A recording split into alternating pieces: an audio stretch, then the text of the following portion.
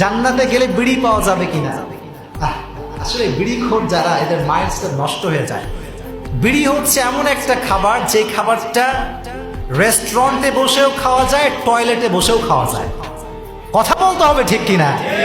এটা এতটা অরুচিকর একটা খাবার। তো আশরাফ আলী থানভী রহমতুল্লাহি আলাইহি শোনার পরে একটু মুচকি হাসলেন, হেসে বললেন যে তুমি কি চাচ্ছ? বলে হুজুর আমি জান্নাতে বিড়ি চাই।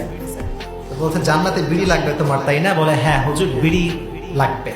বলে যে হ্যাঁ জান্নাতে বিড়ি পাওয়া যাবে, ইটস অ্যাভেলেবল, ইটস অ্যাভেলেবল। শুনে খুব খুশি, খুব খুশি, শুনে দৌড় দিছে।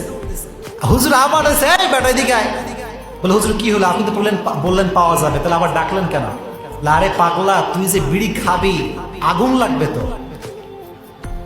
আগুন লাগবে কি লাগবে না? আগুন ছাড়া বিড়ি চলবে কেমনে, বিড়ি জ্বলবে কেমনে? বলছে তাই তো হুজুর, আগুন তো লাগবে। হ্যাঁ আগুন পাই কোথায়? হুজুর কয়ে আগুন পাইতে গেলে জাহান্নামে যাওয়া লাগবে। এটা মারাত্মক খারাপ একটা জিনিস প্রিয় ভাইরা।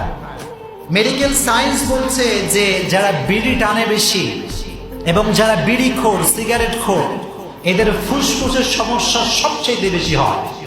এবং গোটা বিশ্বব্যাপী একটা গবেষণা করা হয়েছে যে হার্টের রোগী কারা বেশি বা স্ট্রোক কারা করে বেশি, এর ভেতরে দেখা গিয়েছে বেশিরভাগ মানুষ তারা যারা সিগারেটের নেশায় আসক্ত। নাউজুবিল্লাহ পড়ায়। ও ছ্যাঁকা খেয়ে ব্যাকা হয়ে যাও না, শক্ত হয়ে দাঁড়াও, শপথ গ্রহণ করো, এস্টাবলিশ হয়ে দেখাও। আর যে মানুষ তোমাকে ধোঁকা দিচ্ছে, আগামীকাল সে আফসোস করতে করতে মরবে।